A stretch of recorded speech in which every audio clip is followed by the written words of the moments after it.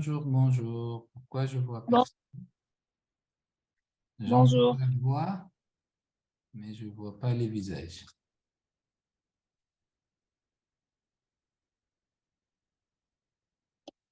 Ouais, voilà. Je vois tout le monde. Bonjour, messieurs, dames. Euh, Bonjour, docteur Ahmed. Alors, chers amis, on est sur Facebook en ligne pour cette nouvelle expérience d'un webinaire partagé. Alors, Madame l'admin, à vous de la parole.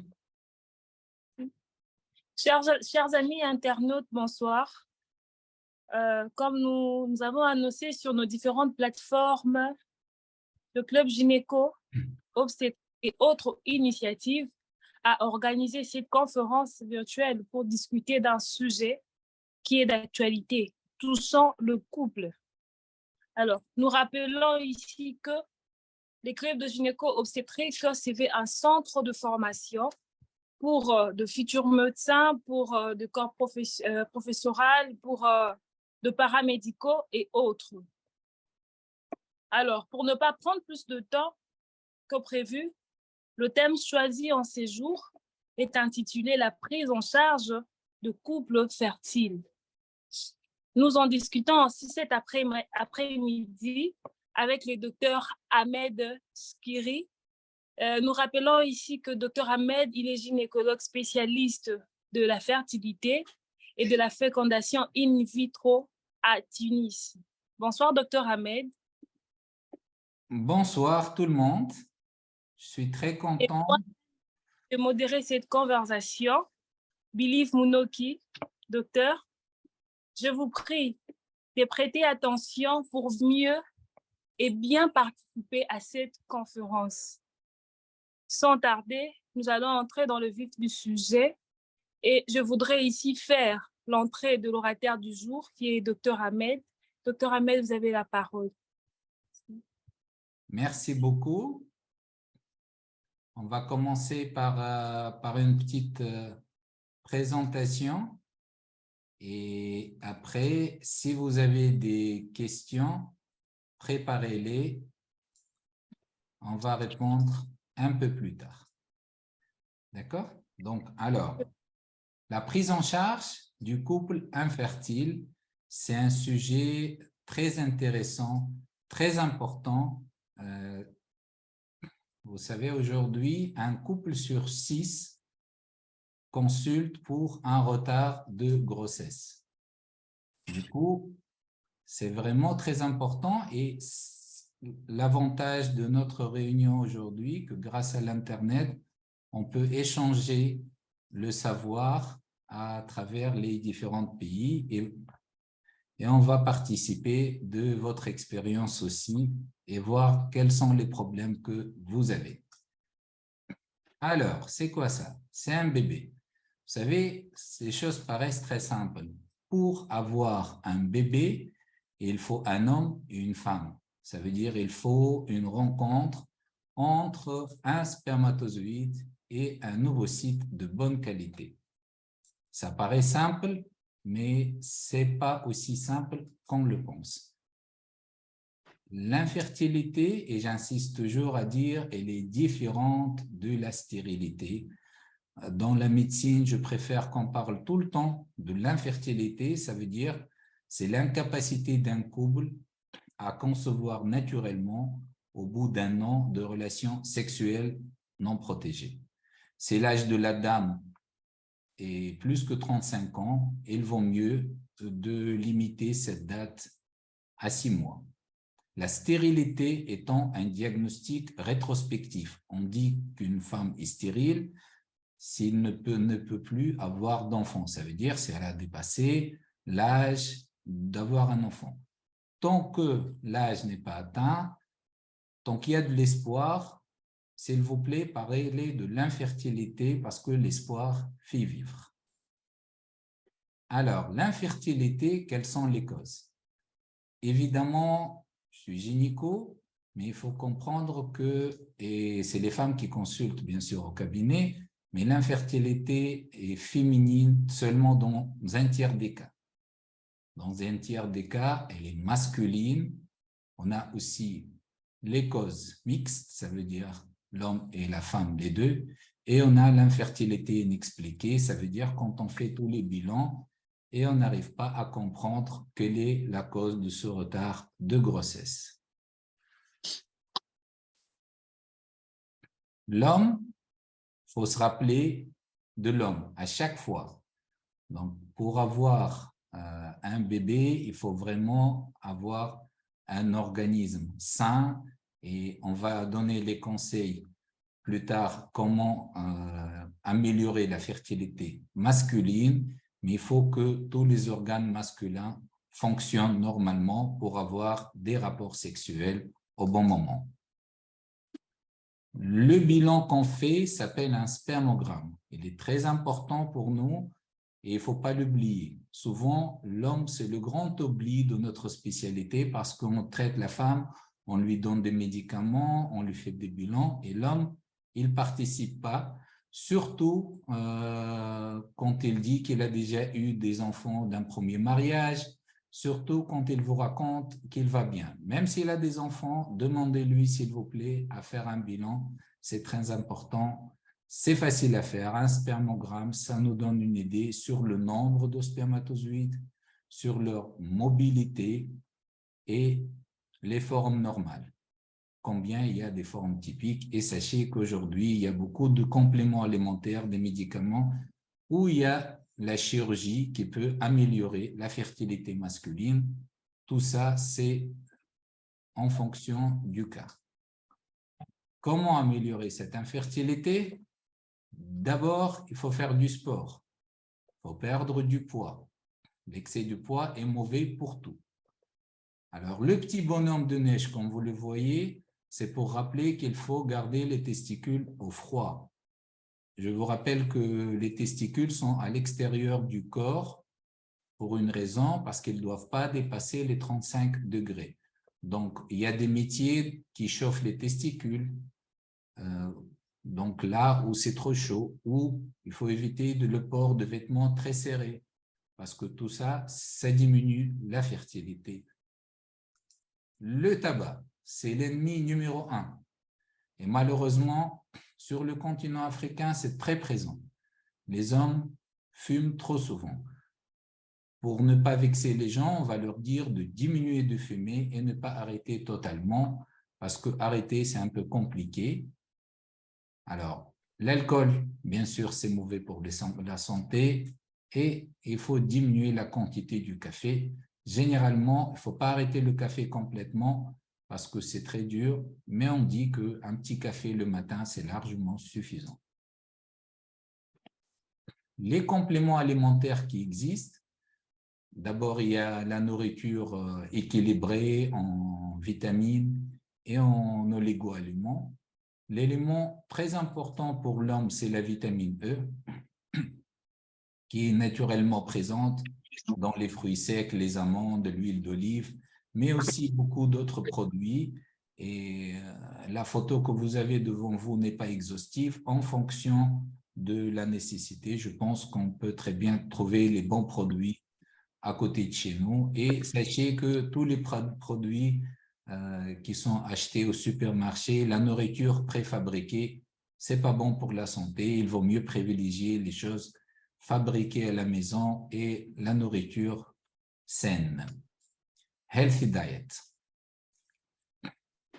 La femme, c'est vraiment le sujet de notre séance. Alors, pour avoir une grossesse, il faut plusieurs conditions. Il faut des spermatozoïdes de bonne qualité qui arrivent. Il faut une cavité utérine, un utérus de taille et de structure normale. Ça veut dire qu'il ne faut pas avoir de fibromes, il ne faut pas avoir de synéchie, il ne faut pas avoir de problème au sein de la cavité utérine. Troisièmement, on doit avoir les trompes perméables. Je vous rappelle que la rencontre des spermatozoïdes et des ovocytes, ça se fait à l'intérieur de la trompe. et qu'une fois la fécondation est faite ici, l'embryon retourne dans l'utérus et vers le 6e ou le 7e jour, il s'implante généralement dans l'utérus.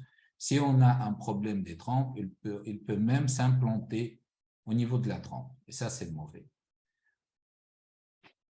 Les ovaires. On doit avoir des ovaires qui fonctionnent et une ovulation normale. Vous avez compris, tous ces éléments doivent être présents.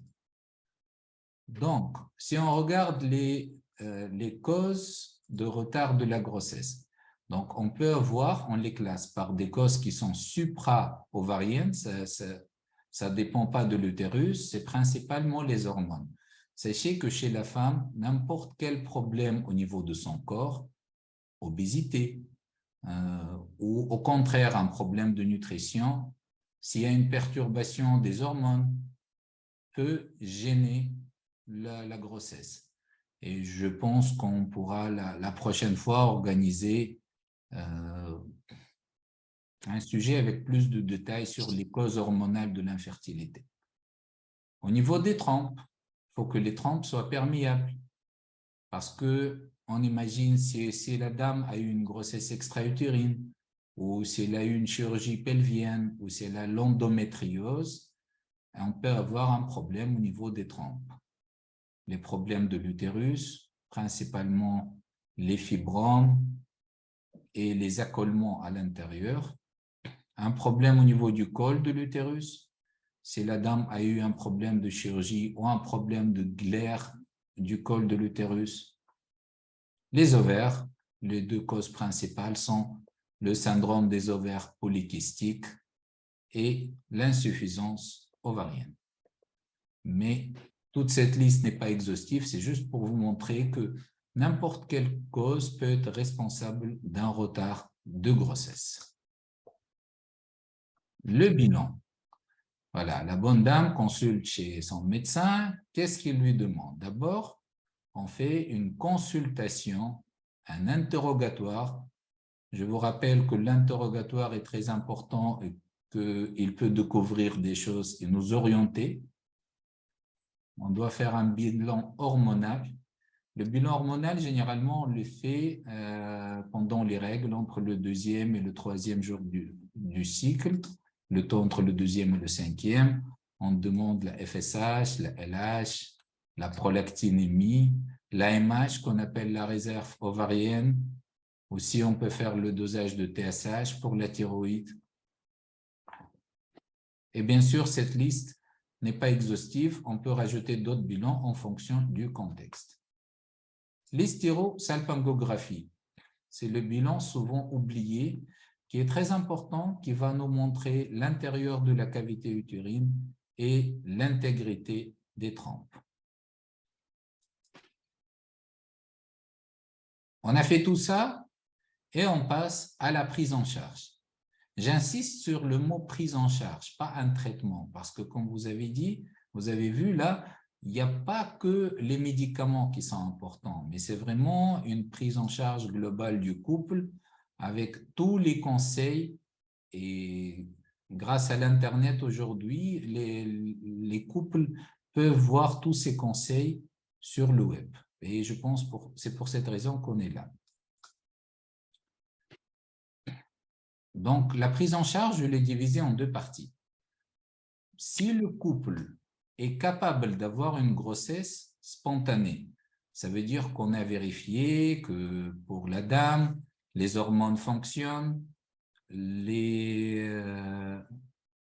l'échographie est normale, les trompes sont perméables, l'âge elle est jeune et le spermogramme est correct. Donc, dans ce cas, on va espérer une fertilité spontanée et là, on va l'aider. Parfois, on va donner des vitamines pour messieurs, parfois, on va donner des médicaments pour stimuler l'ovulation pour la dame.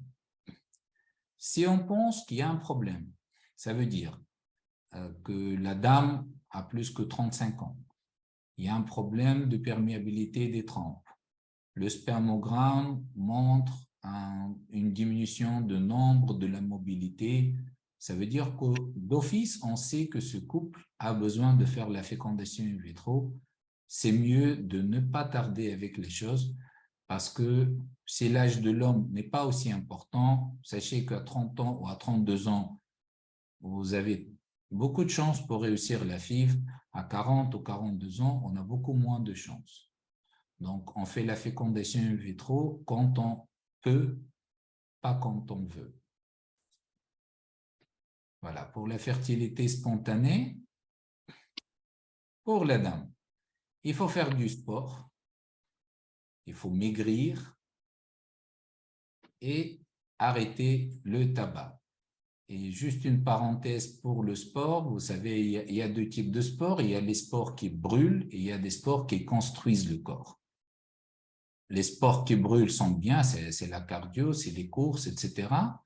Et toutes les salles de gym, mais sachez, il y a des sports qui reconstruisent votre corps, comme le yoga, qui donne deux choses. D'abord, le corps s'améliore et en plus, c'est un traitement anti-stress parce que ces couples-là, ils sont souvent stressés et il faut les rassurer. Et là, c'est notre rôle comme médecin, comme spécialiste de la santé, de rassurer ces couples-là, de leur expliquer que oui, ils vont avoir leur grossesse, ne vous inquiétez pas. Je pense que tout ça, c'est très important. Alors, côté nourriture, je pense que c'est très clair. Il ne faut pas faire comme l'image à gauche.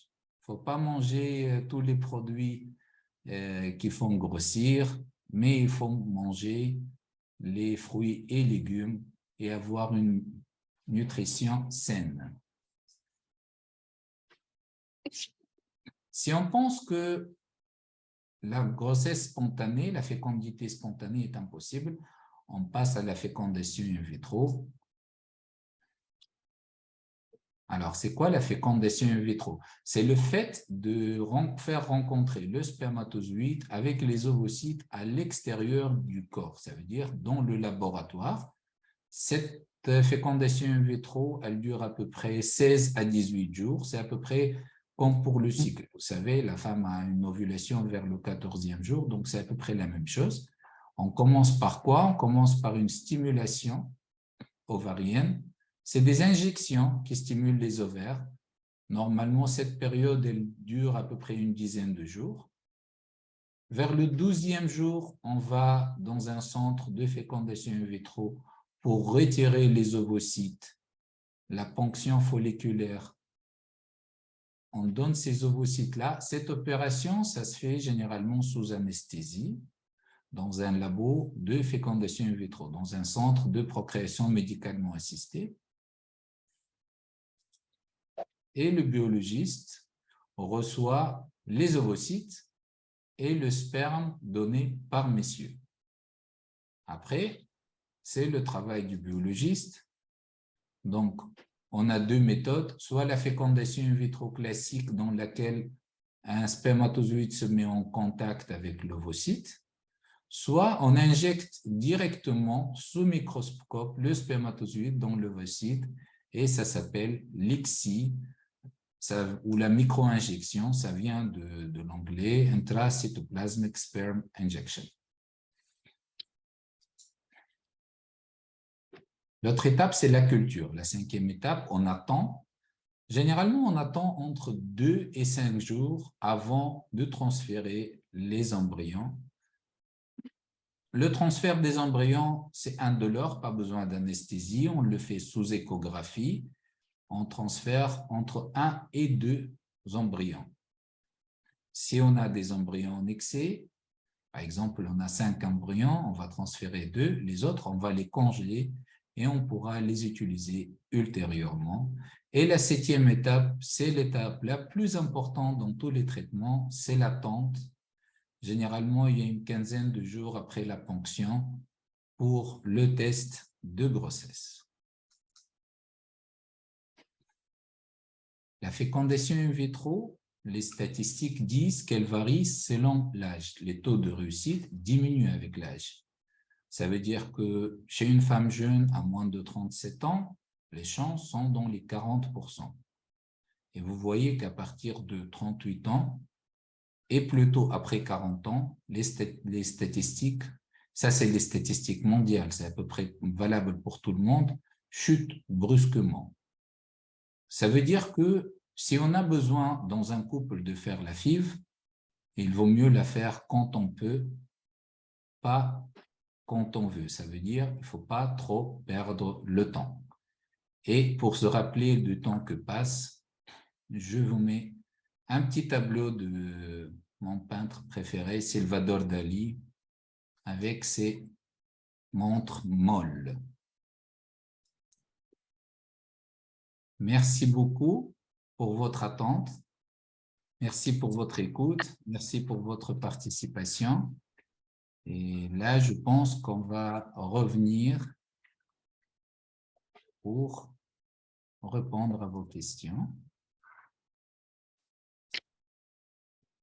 Voilà, nous tenons à remercier le docteur Ahmed Skiri, en tout cas pour cette présentation qui a été brève, mais très, très bénéfique et très contributif pour notre cursus. Voilà, déjà, nous allons commencer par prendre une série de 4 questions. Nous allons commencer par prendre une série de 4 questions et ensuite nous allons évoluer de cette manière. Je vous écoute.